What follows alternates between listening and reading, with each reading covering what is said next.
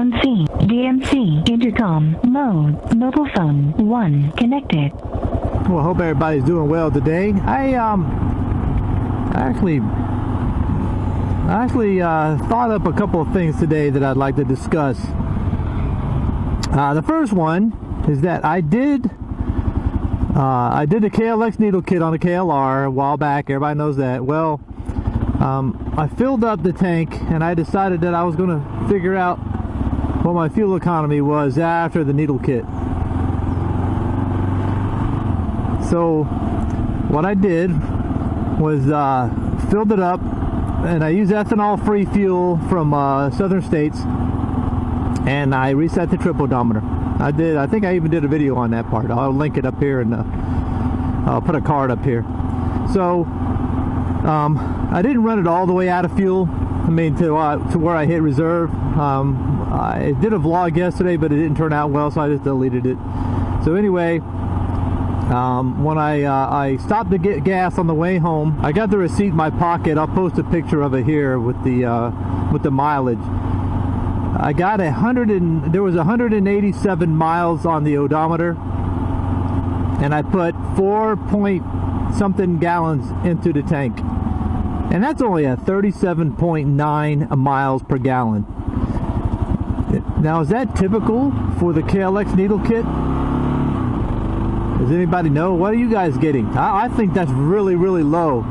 I mean, I can understand it dropping down to 43 or something like that, but, and I don't ride this thing that hard. I don't get on the interstate, so my max speed is 60 to 65 miles per hour on this road. This is mainly where I go, and this is the only road that I've been on since I did the KLX needle kit. I just don't think that fuel economy is good. It's definitely not good. I mean, I get, it dropped down, I'd have to do the math to get the percentages, but there's no way it should have dropped almost 10 miles per gallon, So at any rate, let me know what you guys are getting, and if this is something that'll settle in. Is there a break-in period for doing the KLX needle kit? Do I need to adjust my air fuel mixture screw? I mean, what the heck, right? I don't like that. I mean, I can't really,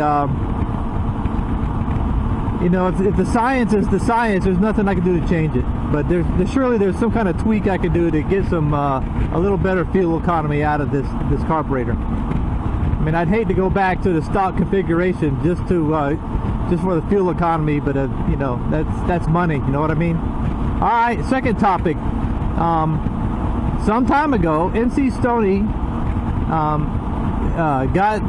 now I can't remember the name of the daggum book, but there's a book. It's I don't know if it's a life through the eyes of a motorcyclist or a life according to motorcycle riders, or it was something along those lines. I'll put a title, or I'll put something across the screen here, or whatever it is. So anyway, NC Stoney had that book, and what he decided to do was he made a list of other moto vloggers, and the goal here is to send that to the moto vlogger at the top of the list. That individual gets the book, reads it, and signs it at a predetermined location inside the book. I think there's a blank page in the front or the back, and they in turn would ship that book, and they in turn will send that book to the next person on the list. I know I'm on the list, and I know who I have to send the book to, but what I don't know is, where is that book right now? Where is it sitting? Did it get lost, or is it stagnant somewhere? Is somebody on vacation and just not able to get the book to the next moto vlogger? Am I that far down on the list that it's just taking this long for it to get to me?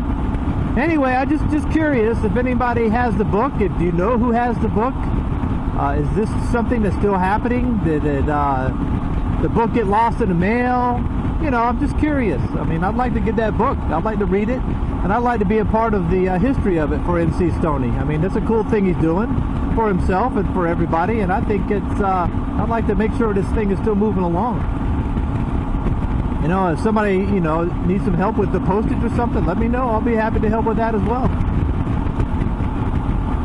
So yeah, let's get that book back on in the postal system. Let's start getting it around to these other motor vloggers so NC Stoney can get that book back. Other than that, it's another brisk morning here. I think it's close to 60 degrees, not quite 60. Yesterday I thought it was going to be hot as hell, but I think it only got up in the 70s, which was pretty cool. And I did do a motor vlog on the way home, but it didn't turn out like I wanted. For some reason, I don't know why, my camera was like recording in 1 minute segments, so I don't know. I muckled around with the camera settings last night. I changed some things, and I think I changed the color palette or whatever it's called. So we'll see how it looks on this motor vlog, and hopefully it'll come out. So I guess I can find out the temperature. Hey Siri. Hey, Siri. What is the current temperature? It's 53 degrees right now. Okay, so I was wrong. It's not almost 60. It's barely over 50, which is fine. It doesn't feel bad. I mean, I got the heavier jacket on, of course. I didn't bring the heavier gloves. I might turn the grip heaters on, though, just to be a little more. I'm not uncomfortable, but this will make it more comfortable.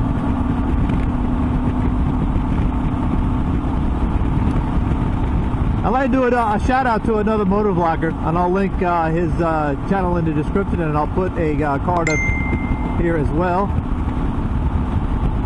So